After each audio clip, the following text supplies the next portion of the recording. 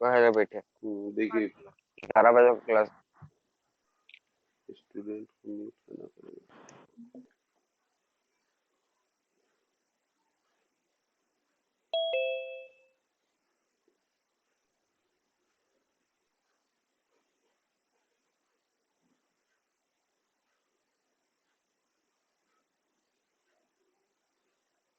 Yes,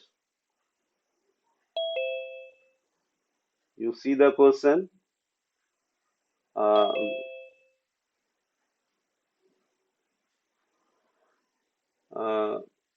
300 coulomb,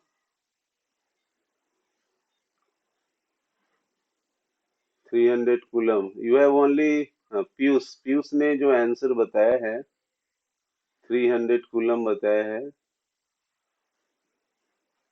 तो पहले तो यहाँ पर स्टेप बाय जाना चाहिए कि हाँ what amount of current is flowing. तो आप आई स्क्वल टू निकालोगे, कितना दिया हुआ है, स्टेप से चलना है। Drawn by a filament of electric bulb for how many time? Time is also given ना।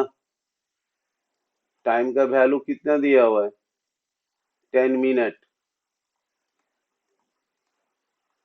मिनट को सेकंड में बदलोगे, 1 मिनट को सेकंड में बदलोगे, 60 सेकंड लिखोगे। Find the amount of electric charge that flows through the circuit. तो formula आप use करोगे, तो आंसर देने के पहले आप कम से कम एक फार्मूला जरूर लिखा करो।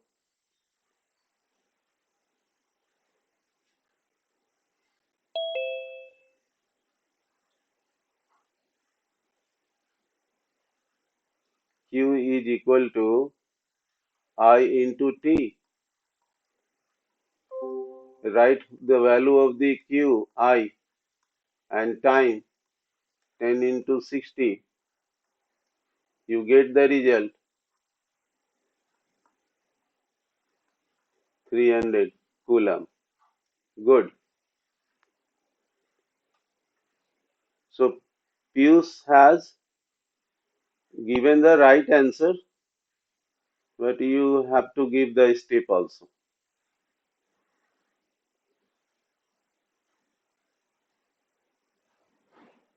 और कौन सॉल्व किया है? अखौरी, अभ्युत कुमार, पीयूष राज और अखौरी, अभिजीत। और कोई बच्चा सॉल्व करके दिखाओ, इसमें आंसर बताओ।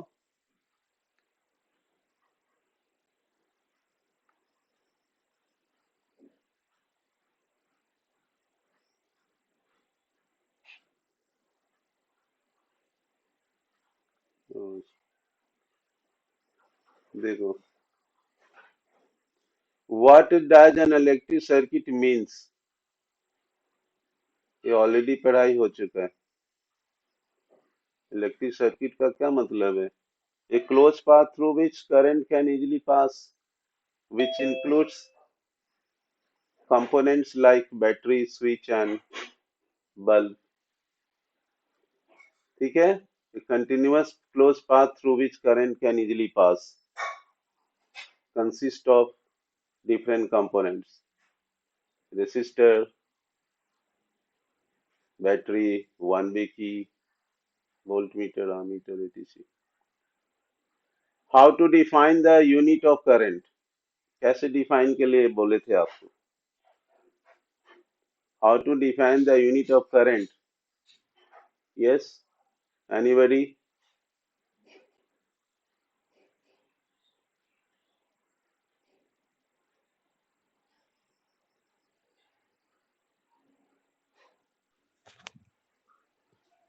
The SI unit of current is ampere. 1 ampere of current is defined as the flow of 1 coulomb charge per second. Good, very good. तो इसलिए आर्यन ने बोला कूलम पर सेकेंड। पीयूष राज का भी जवाब सही है, flow of electric current through. Himanshu Raj, flow of electric current through conductor पर second. If 1 coulomb flows in 1 second through a conductor, then it is said to be 1 ampere of current. Purpose यहाँ पर क्या है, 1 ampere को बोलना है। ठीक है, ऐसा ऑलरेडी पढ़ाई हो चुका है। हाँ, ऐसा यूनिट ऑफ करंट 1 एम्पियर है, और इसको बताने के लिए आप क्या करोगे, 1 कूलम पर second flowing through a conductor. बस वन लाइन आंसर इसका। अब आ जाओ थर्ड क्वेश्चन में, आ जाओ। फर्स्ट सेकेंड हो गया, थर्ड का देखो क्या लिखा है। Calculate the number of electron constituting 1 coulomb of charge. ये काफी इंपॉर्टेंट क्वेश्चन है, बोर्ड में आ चुका है। Calculate the number of electrons. Number of electrons कैसे निकालेंगे? मान लो small n number of electrons है। हिमांशु राज का आंसर आया है 6.25 10⁻18 इलेक्ट्रॉन्स। ये सही है, आपका आंसर सही है, लेकिन इसको थोड़ा मैं दिखा दूं कि कैसे आया। Q का वैल्यू क्या होता है, N into E. Any yes, quantization of charge से लिया गया है।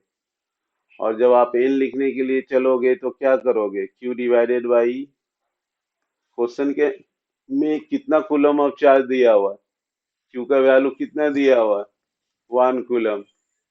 1 कूलम। ठीक है, इलेक्ट्रॉन चार्ज हम लोगों ने पढ़ा था 1.6 इंटू 10 की पावर क्या होता है, -19 -19 वेरी गुड।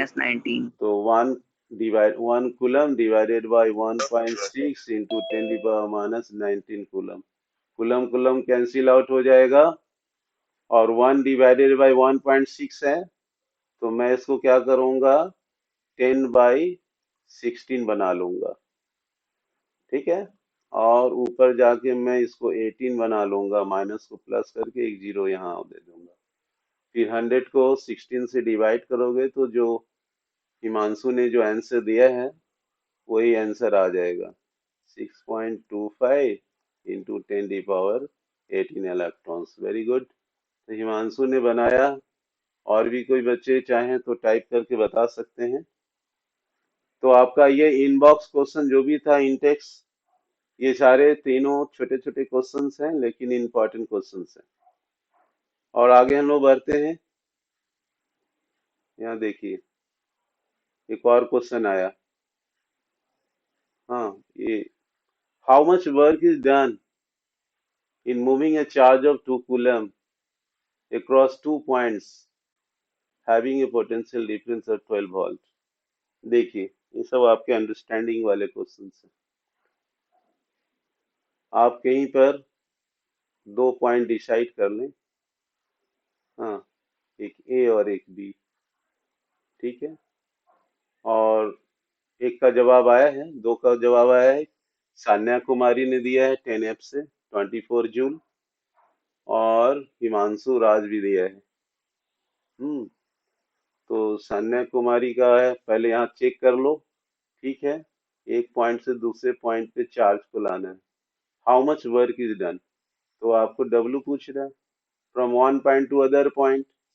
मान लो 1 पॉइंट टू अदर पॉइंट का वर्क को हमको पता लगाना है, क्वेश्चन मार्क दो। चार्ज का जो वैल्यू है, जो गिवन चार्ज है, उसको हम लोग टेस्ट चार्ज के नाम से भी जानते हैं, 2 कूलम। और दोनों का पोटेंशियल डिफरेंस दिया हुआ। पोटेंशियल डिफरेंस जो हम लोग डेल्टा V भी पोटेंशियल डिफरेंस को बोलते हैं, और क्योंकि पोटेंशियल डिफरेंस का वैल्यू वोल्ट में होगा इसलिए जनरलाइज कर दिया जाता है, एनसीईआरटी ने सिर्फ V बोल दिया है पोटेंशियल डिफरेंस को, और वो आपका 12 वोल्ट दिया हुआ है, ये गिवन है। हाँ, तो सृष्टि कश्यप का भी आया है 24 जून, और बहुत अच्छा, वो सुंदर टाइप किया है इसने, पीयूष राज ने। वो अरे तो बहुत अच्छा जवाब दिया है, W का वैल्यू लिख दिया है। हाँ, क्योंकि पोटेंशियल का जो मीनिंग होता है, हम लोग ने W/Q पढ़ा था।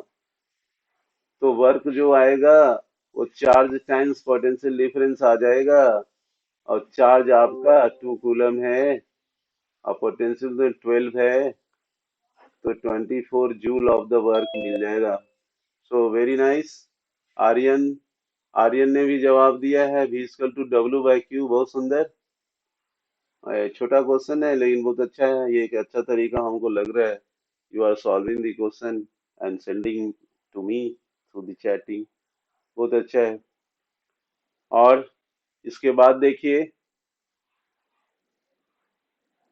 यहाँ पर आइए, यहाँ पर बोल रहा है कि name a device that helps to maintain a potential difference across a conductor. Sir cell battery. नाम बताइए आप। हिमांशु राज वोल्टमीटर बोला है। वोल्टमीटर तो उसी मेजर करेगा ना, वो सर मेंटेन। बैटरी होगा। यस, ये जो आर्यन राज ने जवाब दिया है ना, पावर सोर्स मतलब सेल चाहे बैटरी, वो शालिनी राज का भी जो, शालिनी राज ने भी जवाब सही दिया है, सृष्टि कश्यप भी बोल रही है सही। हाँ, बैटरी और सेल, यही शालिनी राज हो गया, अब विभू भूषण है, सृष्टि कश्यप है, सान्या कुमारी है 10F की, इन लोगों का जवाब सही जा रहा है। तो थोड़ा अंडरस्टैंडिंग बहुत अच्छी है बच्चों ने जो दिया आप लोगों ने, कि the name the device that helps to maintain the potential difference. अब मेंटेन कौन करेगा? तो सोर्स करेगा ना। विदाउट सोर्स करंट जाएगा नहीं तो चार्ज एक्यूमुलेशन हो ही नहीं पाएगा। तो व्हाट द सेल, हाँ ऐसे आप ऐसे करके कॉम्बिनेशन बना सकते हो। यस, हाँ ये लास्ट वाला V प्लस और लास्ट वाला इधर V माइनस, तो दोनों से पोटेंशियल डिफरेंस मेंटेन हो जाएगा। तो जब आप सोर्स नहीं दोगे तो पोटेंशियल क्रिएट हो पाएगा कंडक्टर के क्रॉस? नहीं हो पाएगा, इसलिए सेल और बैटरी आपका करेक्ट आंसर हुआ। चलिए अब आ जाइए सेकंड क्वेश्चन पे आइए।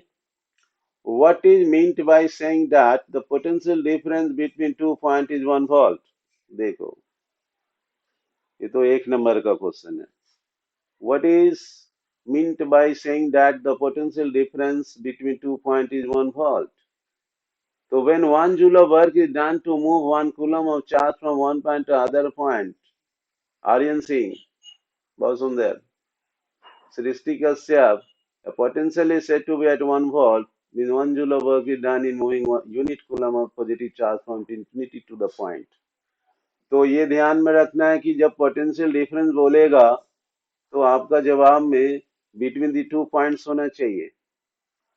ठीक है, when 1 joule of work is done in moving 1 coulomb of charge, positive charge from one point to another point in the same electric field of the charge body। ठीक है, हिमांशु का, सान्या का, शालिनी राज का जवाब बहुत अच्छा। यस, पीयूष राज का जवाब ठीक है। चलिए क्लियर है, जो भी स्टूडेंट चाहे जवाब दे सकता है, इसमें बंधन नहीं है। क्वेश्चन छोटे हैं लेकिन काफी इंपॉर्टेंट है, और जवाब अगर आप जानते हो तो आप टाइप करके भेज सकते हो, इसमें कोई विद्वान होने की बात नहीं है, कोई कमजोर और कोई तेज की बात नहीं है, बस अंडरस्टैंडिंग की बात है कि the potential difference is said to be 1 volt when 1 joule of work is done in bringing the unit positive charge from one point to other point in the same electric field of the charge body। बहुत अच्छा, चलिए ये अच्छा हो गया। अब third question का यहाँ पर मैं ले रहा हूँ, एक बच्चों ने 6 जूल जवाब दिया है। Let us check how much energy is given to each coulomb of the charge passing through 6 volt battery। How much energy is given, तो एनर्जी गिवन बोल रहा है, तो अब एनर्जी कैसे लाएंगे, कहाँ से लाएंगे? तो वर्क के इक्विवेलेंट लाएंगे ना। How much energy is given to each coulomb of charge, तो W बराबर क्या हम लोग लिखते थे? Q इंटू वी ना। VQ। हाँ, वी क्यू चाहे Q इंटू वी। हाँ, तो थर्ड का आंसर एक सृष्टि कश्यप का पढ़ रहे हैं। The energy is given to each coulomb of charge is equal to the amount of work required to move it. So energy given to each coulomb of charge is passing through the 6 volt battery is 6 joule। देखो कितना सुंदर है। हाँ, यहाँ पर each coulomb बोला तो 1 multiplied होगा, 6 वोल्ट की बैटरी चली जाएगी। बहुत सुंदर, 6 जूल, बस एक लाइन में जवाब। तो आर्यन राज ने जवाब दिया एनर्जी का वैल्यू, हिमांशु राज भी जवाब दिया हाँ, आर्यन राज पूरा स्टेप से दे दिया, बहुत अच्छा। अच्छा जवाब है। ये तीनों क्वेश्चन डिस्कशन हो गया, तो काफी इंटरेस्टिंग है। इसमें आप इन्वॉल्व हो, आप बना भी रहे हो। चैट बॉक्स का सही उपयोग हो गया आज। हमको बहुत अच्छा लग रहा है कि स्टूडेंट सॉल्व करके भी दिखाता है। तीनों क्वेश्चन आप समझ गए। अब आप आ जाइए थोड़ा सा। इसमें कोई क्वेश्चन है, how much current will an electric bulb draw. ठीक है, कोई इलेक्ट्रिक बल्ब है। हाँ, कोई इलेक्ट्रिक बल्ब है, फिलामेंट उसका है। चलिए बल्ब मान लिए। हाँ, तो इलेक्ट्रिक बल्ब जो है, ये कित how much current will an electric bulb draw from 220 volt source. मान लीजिए बल्ब कहीं लगा हुआ है। हाँ, ये सोर्स है। ठीक है, ये सोर्स है 220 वोल्ट। हम्म तो सृष्टि कश्यप का आंसर आया है 0.18। और ये चेक करना पड़ेगा, और भी दो तीन बच्चे सॉल्व करके दिखाए हमें। पहला पार्ट में 0.8 एम्पियर आया है, और दूसरा पार्ट में 2.2 एम्पियर आया। और तो इसमें बता रहा है कि if resistance of the bulb filament is 1200 ओम। तो इसमें जो रेसिस्टेंस का, बल्ब का जो रेसिस्टेंस है आर, वो आपको दिया हुआ है 21200 ओम। तो ठीक है। हाँ, तो पोटेंशियल डिफरेंस भी दिया हुआ है, रेसिस्टेंस दिया हुआ है, और करंट जो होता है ओम्स लॉ का वो यूज हो गया। तो बहुत अच्छा बात है। I square to V by R से आपने लाया 220 डिवाइडेड बाई 1200। तो आर्यन राज बहुत अच्छा सॉल्व किया है, डायरेक्ट सॉल्व किया है, बहुत अच्छा है आर्यन राज का। आर्यन राज ने जो बनाया है। और ये दोनों जो है, ये पेन तो नहीं चलता इसमें, 0.18 एम्पियर। हाँ, तो आप कोई भी स्टूडेंट इसको अपना, हाँ, विभू, पीयूष राज भी बनाया है। हाँ, 0 पॉइंट कितना लिखा है, आंसर नहीं ठीक लग रहा है। फर्स्ट का 0.8 एम्पियर क्यों आ रहा है? फर्स्ट का, जब वोल्ट है 220, और जब आप 1200 से डिवाइड करोगे, हाँ, तो ये कितना आ जाएगा, बोलो। सॉल्व करोगे तो आएगा ना। हम्म, हमको तो लगता है 1 पॉइंट ना आना चाहिए क्या, 1 पॉइंट आना चाहिए। आठ अच्छा करता, हाँ, 1.8 जो लाया है बच्चा, फिर डेसिमल में 0 पॉइंट। हाँ देखो, जो सॉल्व पहले स्टूडेंट किया है वो सही है। हाँ, आर्यन राज वाला। और फिर सेकंड का जो पैराग्राफ है, how much current will an electric heater coil draw from 220 volt source if the resistance of the heater coil is 100 ohm। देखिए रेसिस्टेंस हीटर कॉइल सर का। हाँ, बोलिए। सर 11 को 60 से ना डिवाइड करेंगे। 6 से डिवाइड करके डेसिमल डाल देंगे। नहीं समझा? किसी नंबर यस सर, के यस नीचे जीरो है तो 10 है ना, नीचे 10 है, वन यस सर, पॉइंट तो वन कर 60 से दो। करने हाँ, पर जीरो लग जाएगा। हाँ, वैसे कर दो। 1.1/6, कुछ भी करोगे तो डिजिट यही आएगा। ठीक है। और ये जो आपने बनाया, कहाँ गया, जब बल्ब की जगह पर हीटर यूज किया गया ना, इलेक्ट्रिक हीटर, तो हीटर कितना करंट लेगा, 220 वोल्ट सोर्स ही रहेगा, अगर रेसिस्टेंस उसकी 100 ओम होगी। तो करंट जो भी आएगा हीटर के लिए, वोल्ट तो आपके पास 220 ही है, लेकिन रेसिस्टेंस आपने क्या कर दिया, 100 कर दिया। तो इसका जवाब दे 2.2। बहुत सुंदर, 2.2 एम्पियर। तो अच्छा है, पीयूष राज ने जवाब दिया, और उसके पहले भी कोई जवाब दिया है। हाँ, प्रियम राज कौन है? हाँ, तो प्रियम राज 1.5 का दिया, 15 कैसे आ गया? हाँ, ये तो ठीक है। हिमांशु राज का जवाब सही जा रहा, सेकंड पार्ट का। सान्या कुमारी का भी जा रहा है। ठीक है, तो इस तरह से छोटे छोटे क्वेश्चंस आपके पास हैं, बनाने पर है कैसे आप सॉल्व करते हो। आप इसको देखो, यहाँ पर आया एक क्वेश्चन है, potential difference between the terminals of the electric heater is 60 volt. Electric heater, हाँ, potential difference between the terminals of the electric heater. जो भी हीटर का सिस्टम है, तो हीटर में तो रेसिस्टेंस होता है ना, तो उसका एक अपना टर्मिनल भी होता है।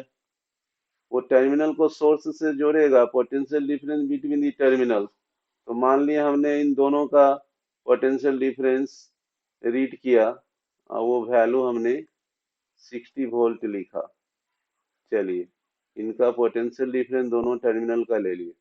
When it draws A current of 4 ampere from the source, कहीं सोर्स लगा हुआ है, हाँ, कहीं सोर्स लगा हुआ है, ठीक है।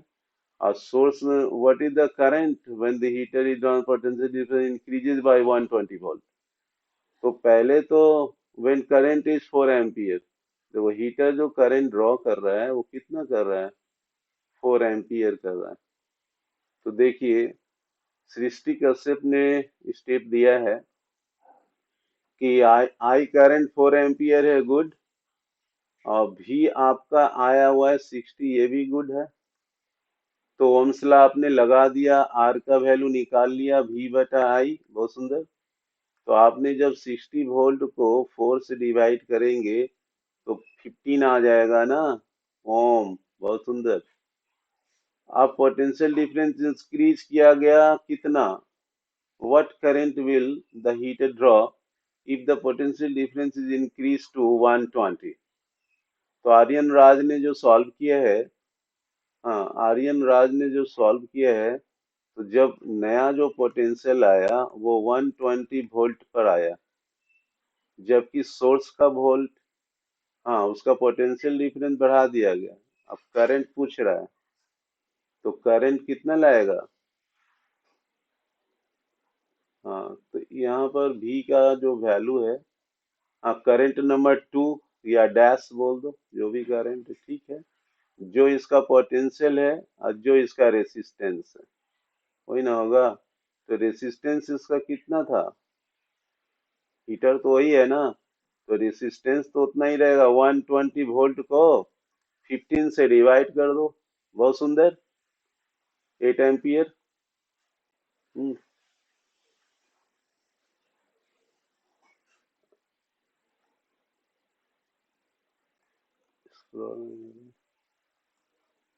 हम्म, सृष्टि का, ओहो, विभू,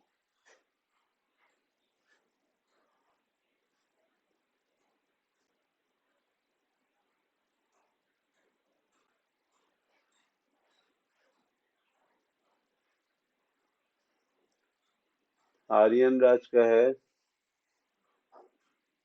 गिरीश चंद्रा 8 एम्पियर। और प्रियम राज ने जो सॉल्व किया, हाँ सही है, I equal to V by R किया, न्यू करंट है, और जो रेसिस्टेंस हीटर का पहले आया वो यहाँ पर आ गया। तो इस तरह से आपको बनाना है, और भी बच्चे सॉल्व कर सकते हैं। हम्म,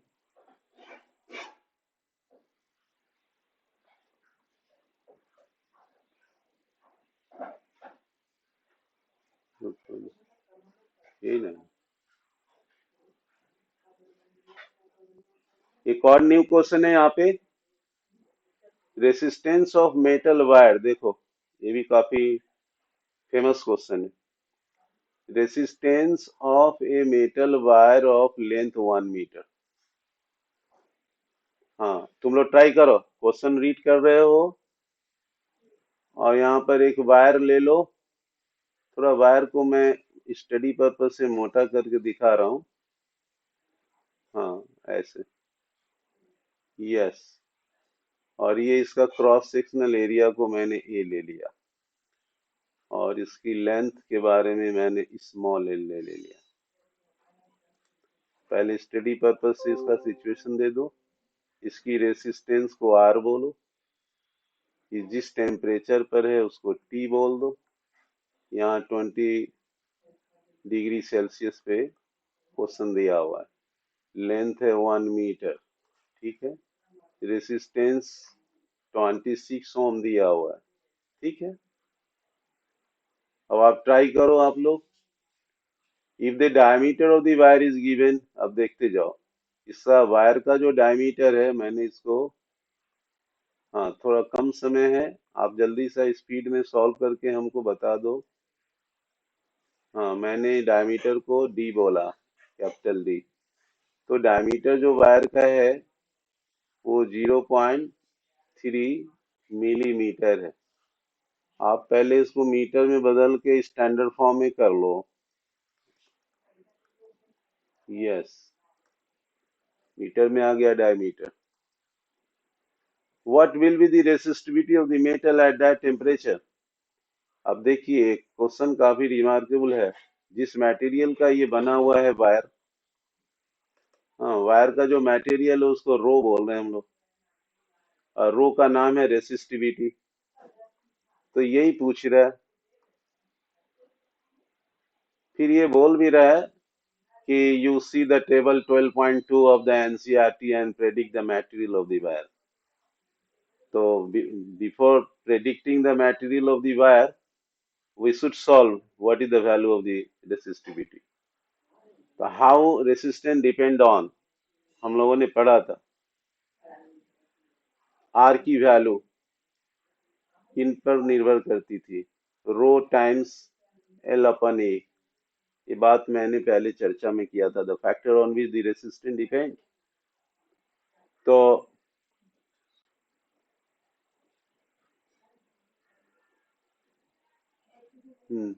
सॉल्व करके देखो, रो का वैल्यू क्या होगा, R times area divided by length. अब आप बना सकते हो इसको, आर की वैल्यू दी हुई है, you try and write on chat. R की वैल्यू कितनी है, 26, एरिया क्या होता है, पाई डी स्क्वायर बाई 4, मैंने डायमीटर लेके रख लिया, पाई डी स्क्वायर बाई 4।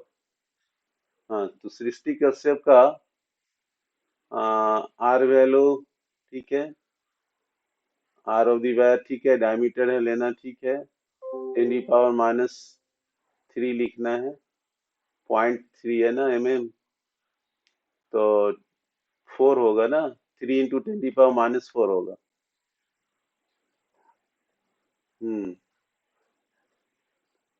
हाँ,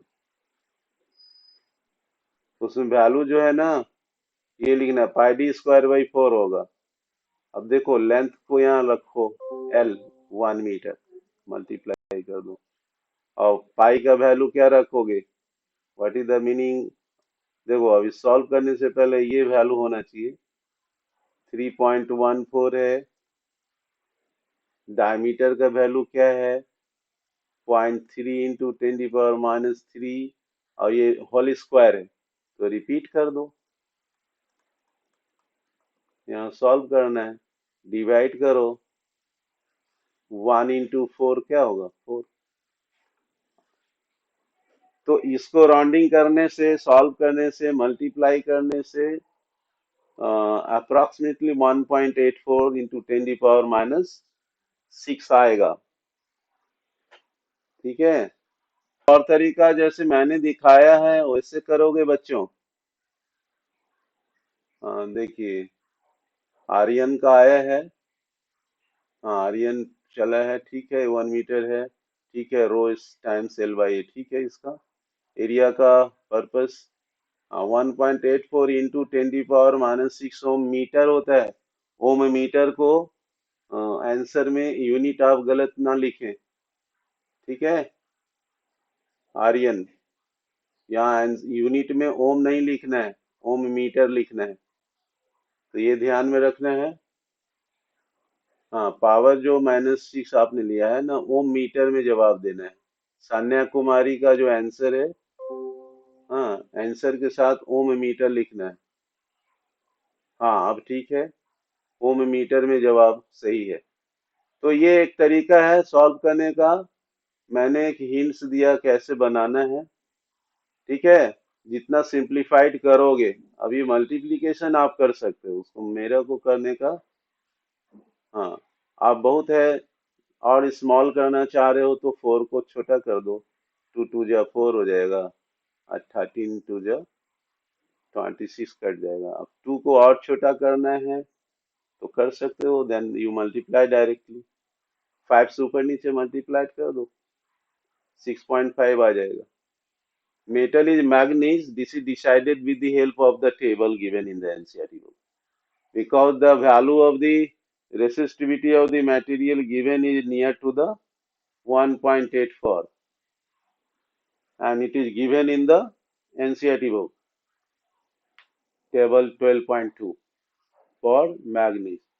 तो बहुत अच्छा है, आप prediction with the help of table करें।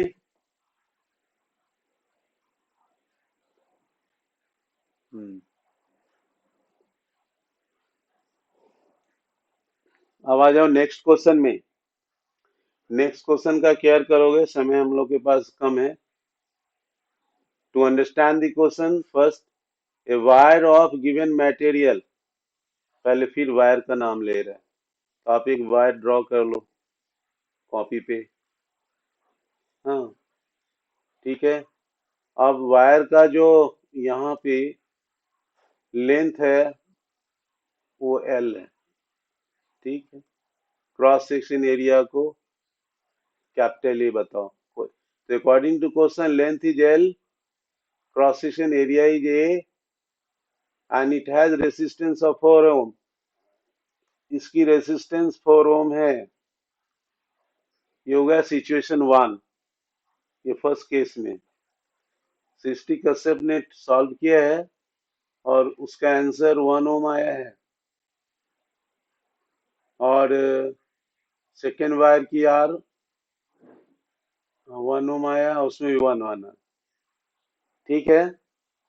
और लेकिन इसका ठीक है, सृष्टि कश्यप का जो सॉल्व करने का तरीका है, उसने फार्मूला लगा के लगाया है, फर्स्ट रेसिस्टेंस को लिया है, 4 ओम गिवन था, आप R1 कर सकते हो, ठीक है, बहुत अच्छा है। लेंथ ओरिजिनल है, उसको हम एल बोल रहे हैं। अब सिचुएशन क्या दिया, what would be the resistance of another wire of the same material. एक और दूसरा वायर ले लिया, लेकिन मटेरियल सेम है, लेकिन उसकी लेंथ और क्रॉस सेक्शन एरिया थोड़ा डबल है। हाँ, थोड़ा डबल कर दिया, एरिया को दुगना कर दिया, थोड़ा और मोटा करके दिखा दिया, ठीक है। इसकी जो न्यू क्रॉस सेक्शन एरिया है वो पहले से दुगना है गिवन, और जो न्यू लंबाई है वो हाफ है, L/2 है। तो ये सेकंड कंडीशन है। तो what is the resistance of another wire, अब इसकी रेसिस्टेंस क्या होगी, तो आर डैश पूछ रहा है। तो आप पहले आर का फॉर्मूला लिख दो, rho times l dash by cross section area. New resistance पूछ रहा है, इसी को इक्वेशन 1 मान लो, और गिवन कंडीशन का जो आर है वो तुम्हारा रो टाइम्स एल वाई ए है, ठीक है। अब ये दोनों को इक्वेशन 2 कर लो और डिवाइड कर लो, जल्दी बन जाएगा। डिवाइड कर दोगे जल्दी बन जाएगा, R dash divided by R कर दोगे, आंसर आ जाएगा। अभी हम कुछ कर नहीं रहे, हम खाली कंपोनेंट लिख दे रहे हैं। देखो देखो कैसे बन जा रहा है। हाँ, मटेरियल सेम है, कट जाएगा। तो बचा क्या, एल डैश क्या था, नया वाला लंबाई क्या था, L/2 था। एरिया नया वाला क्या था, 2a था, ठीक है ना। फिर नीचे L/A था, तो ये कट गया, L/A और L/A यहाँ से कट गया, 1/4। ये क्या बचा, 1/4। और R दिया हुआ था कितना, तो आर डैश का जो वैल्यू आएगा वो R/4 आएगा, और R already 4 Om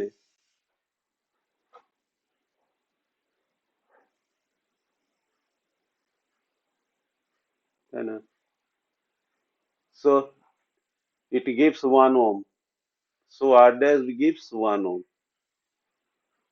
So most of you have solved to get the correct answer and how to apply the formula.